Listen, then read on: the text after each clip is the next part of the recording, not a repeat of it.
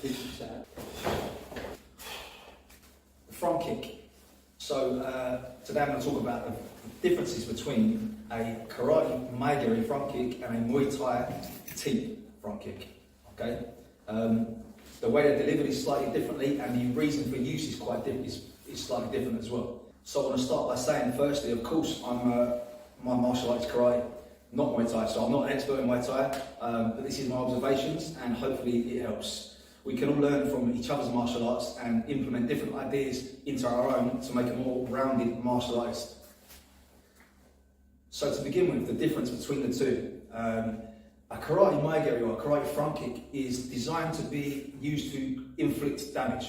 Okay, so it's a slightly closer range kick, and it is usually performed with a snapping action. Okay, so we're snapping the kick in from here, snapping into the target here using the ball of the foot. The intention is to keep the opponent closer, to be honest, to maybe deliver the kick into the body to keep them closer and set up something else.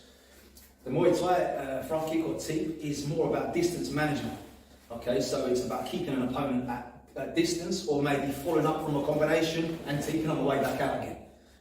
Now, this is not to say that both versions are not used in each other's martial art. We can use a more of a pressing front kick in karate as well, in the same way that Muay Thai fighter would also potentially use a striking front kick rather than a sort of a pushing front kick.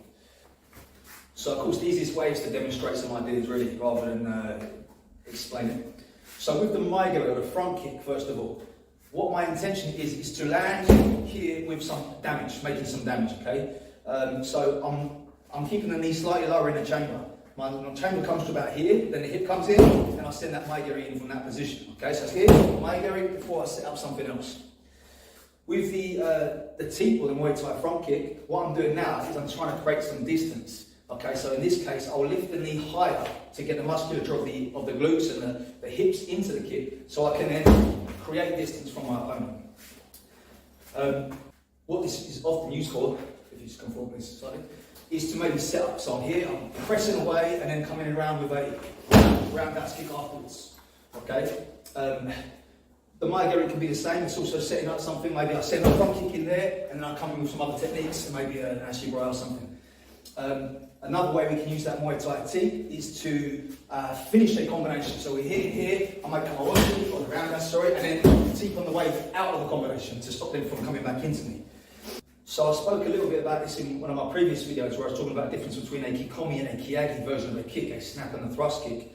The front kick from karate then, often, this is not to say always, because we can also have a kikomi style Muay, is led by the knee and then snaps out from underneath this way. So it comes under and snaps from that position. Whereas the teep would come up higher with the knee and have the knee behind the kick. So I'll be higher and then press from that position. Okay, so the knee's up higher and I'm pushing away from behind the kick. As opposed to the Muay, the front kick from karate, where the knee leads first and then we're snapping into the target this way. So the path of the kick is slightly different. As I said before, the knee leads the front snap kick and the foot kind of leads the thrust kick, or the teep, the Muay Thai teep. So for a front snap kick for my karate version, I'll be almost riding up this leg here. That's my kind of angle delivery. Just underneath the guard, here, just driving up into the body this way. With the teep now, the knee's going to be higher, and I'm going to be pressing away from the target. Okay, so I'm going to keep that knee high, and the foot is propelled forwards by the hips and the knee. So how would we use this then?